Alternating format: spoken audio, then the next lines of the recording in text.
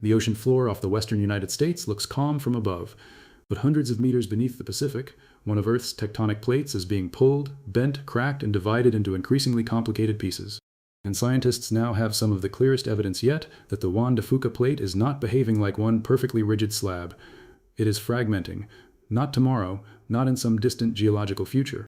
It is happening now, deep beneath the Cascadia margin, where the young oceanic plate is being forced downward beneath North America. And the strange part is that this isn't simply a crack opening across the ocean floor. The plate is breaking into structural domains as it bends into the Earth, with faults and deformation developing inside the plate itself. Recent high-resolution seismic imaging has revealed that the Juan de Fuca plate is fragmenting within the earthquake-generating zone of the Cascadia subduction system. Scientists found that these internal structures line up with differences in the geometry of the plate and with sections of the megathrust that have ruptured differently in the past. Think about what that means. A tectonic plate is supposed to be one of the largest examples of strength and rigidity on Earth. Yet here, beneath the Pacific Northwest, the plate is being deformed from within while simultaneously disappearing beneath another continent. And the deeper scientists look, the stranger the story becomes. Because this isn't the first time researchers have discovered that this piece of Earth's crust is coming apart. Its southern section, known as the Gorda Plate or Gorda region, has been known for decades to be unusually fractured and internally deformed. Near northern California, the forces become even more complicated because three enormous tectonic systems collide in one extraordinary location: the Pacific Plate, the North American Plate, and the Gorda portion of the Juan de Fuca system. Scientists call this the Mendocino Triple Junction. And what happens there may help explain why the western edge of North America behaves so differently from almost anywhere else. So stay with me, because once you understand what is happening beneath this coastline, earthquakes, volcanoes, and even the long-term future of the Pacific Northwest begin to look very different. And if you enjoy evidence-based science stories that turn strange discoveries into something you can actually visualize, consider subscribing. Now let's go back. To understand why this plate is breaking apart, we first have to understand where it came from. Millions of years ago, a much larger oceanic plate called the Farallon Plate occupied a huge portion of the Pacific Ocean basin. But as North America moved westward, the Farallon Plate was progressively pushed beneath the continent. Over immense spans of geological time, much of it disappeared into Earth's mantle. What remained became smaller fragments. Among them were the Cocos Plate, the Nazca Plate, and the Juan de Fuca system. The Juan de Fuca Plate is now a relatively small piece of oceanic lithosphere sitting just offshore from Washington, Oregon, and Northern California. And it is still moving, slowly, but relentlessly. It is being pushed toward North America and forced beneath the continent along the Cascadia subduction zone. Picture this from above. You are standing on a beach in Oregon. The Pacific Ocean stretches toward the horizon. Nothing looks unusual. But beneath the water, the ocean floor is moving toward the continent. And underneath your feet, far below the surface, one enormous slab of rock is beginning to bend downward. That bending is critical, because rock behaves very differently depending on how it is stressed. A tectonic plate can behave like a strong, coherent slab over large distances, but it is not indestructible. When forces become concentrated, faults can form inside the plate. Scientific fact. Researchers have detected major internal structures and deformation within the Juan de Fuca plate as it bends beneath North America. In plain English, the plate isn't simply sliding underneath the continent like a perfectly smooth sheet. It is being forced to flex. Imagine taking a thick piece of plastic and slowly bending it over the edge of a table. At first, the plastic remains intact. Then stress begins concentrating in certain places. Eventually, small fractures develop. The same basic principle applies here, except the object is kilometers thick, the forces involve entire tectonic plates, and the process unfolds over thousands and millions of years. And that matters because the locations where the plate bends and fractures can influence how earthquakes behave. This is where the story becomes much more interesting. For years, scientists used broad tectonic models to describe the Cascadia margin, but broad models can hide smaller structures. A plate may appear continuous on a map while being heavily deformed internally. Modern seismic imaging changed that. Researchers were able to use earthquake waves traveling through the Earth to construct much more detailed pictures of the plate beneath the Cascadia region. And what emerged was not a simple slab. It was a complicated structure divided into different domains. The plate contains strike-slip faults and other structures associated with the way it bends and interacts with the overriding North American plate. Think about looking at a massive sheet of ice from a distance. From far away, it appears completely solid. But move closer and you discover cracks, seams, fractures, and different blocks moving in slightly different ways. That is roughly the kind of complexity scientists are uncovering beneath Cascadia. And there is another reason this matters. These structural divisions appear to correspond with segmentation in the megathrust earthquake zone. The Cascadia subduction zone stretches roughly 900 kilometers from Vancouver Island toward northern California. That is an enormous fault system. and scientists have long known that different portions of it may rupture in different ways. The new imaging suggests that the structure of the subducting Juan de Fuca plate may be one of the factors helping control those differences. In other words, the plate breaking into internal structural domains isn't just an interesting geological detail. It may be connected to how one of the world's major earthquake systems behaves. Now zoom farther south, because this is where the story becomes even more dramatic. Near Northern California, the Juan de Fuca system becomes the Gorda Plate, or Gorda region. And unlike a simple rigid tectonic plate, the Gorda region has been known to deform internally. Scientists have mapped numerous faults within the Gorda Basin, and seismic studies have shown that the region experiences significant deformation. Imagine an enormous piece of glass being squeezed from several directions. It doesn't simply move as one unit. Different parts begin rotating, faults develop, sections shift relative to one another, and eventually, the original shape becomes difficult to recognize. That is the kind of mechanical problem the Gorda region presents to geologists. The forces become even more complicated at the Mendocino Triple Junction. Here, three tectonic systems meet. The Pacific Plate moves past North America along the San Andreas system. The Gorda Plate is being pushed beneath North America, and the Pacific Plate interacts with the Gorda system along the Mendocino Fault. It is a geological traffic intersection, except instead of cars, entire pieces of Earth's crust are moving. And unlike a traffic intersection, this one is constantly changing. The Mendocino Triple Junction itself migrates over geological time. As the Gorda Plate is consumed beneath North America, the geometry of the surrounding faults changes. The consequences can be seen in earthquake activity, crustal deformation, and even the structure of the mantle below the region. But scientists discovered something even more important decades ago.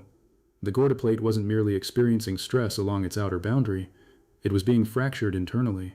Research published in 2001 described the southern Gorda Plate as undergoing fragmentation near the Mendocino Triple Junction.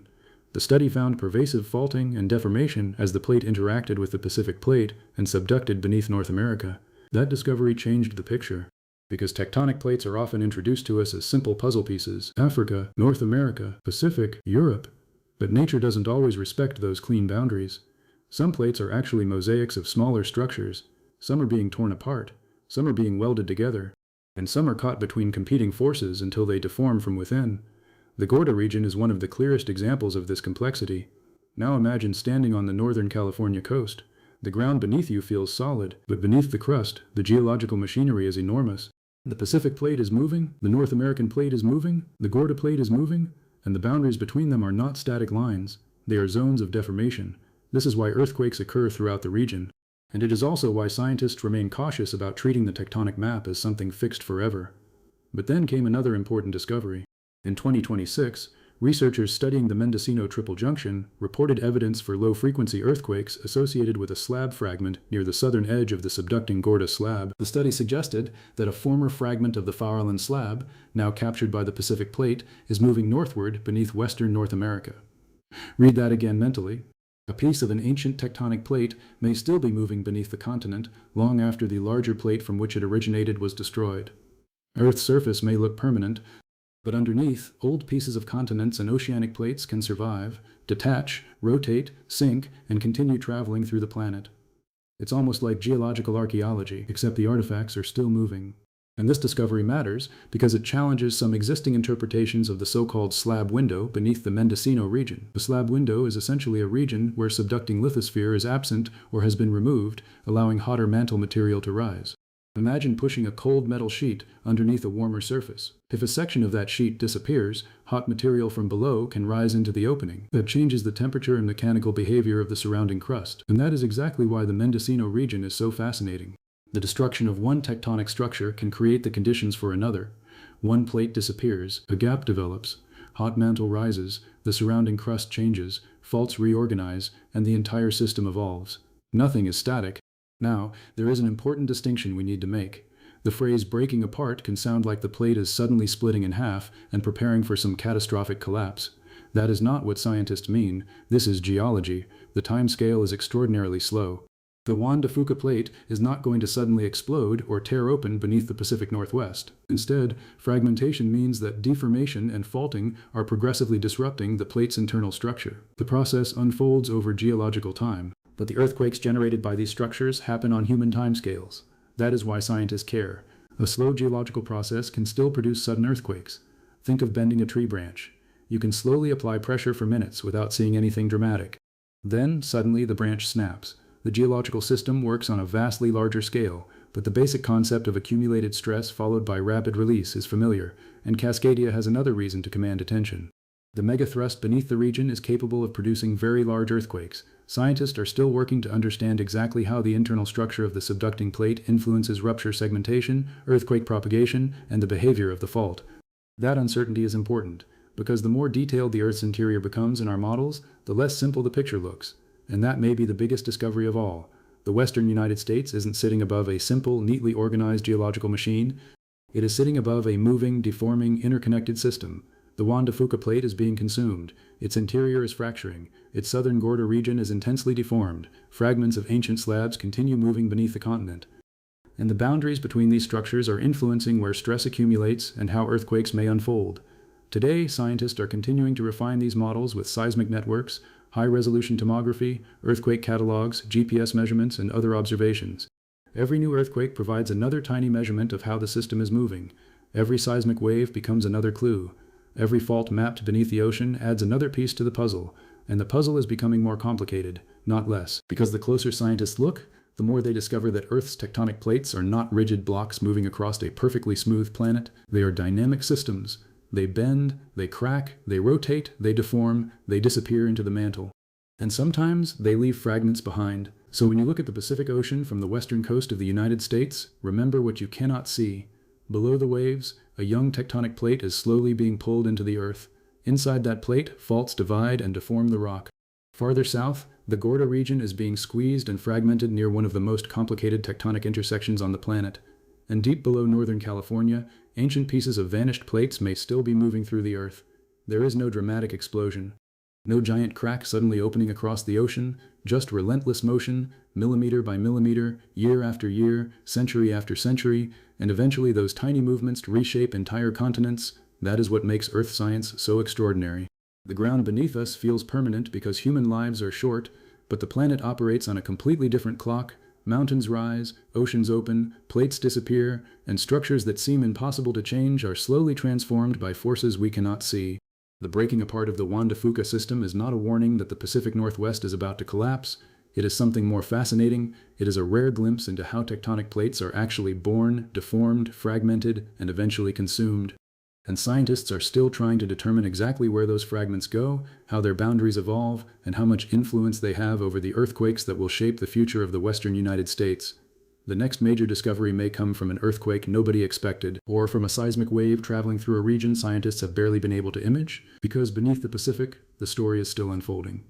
And Earth has never stopped moving. If you want more evidence-based space, Earth, and science documentaries that uncover the hidden forces shaping our planet, subscribe and stay with us for the next story. Because sometimes the most extraordinary things happening on Earth are the things happening far beneath our feet.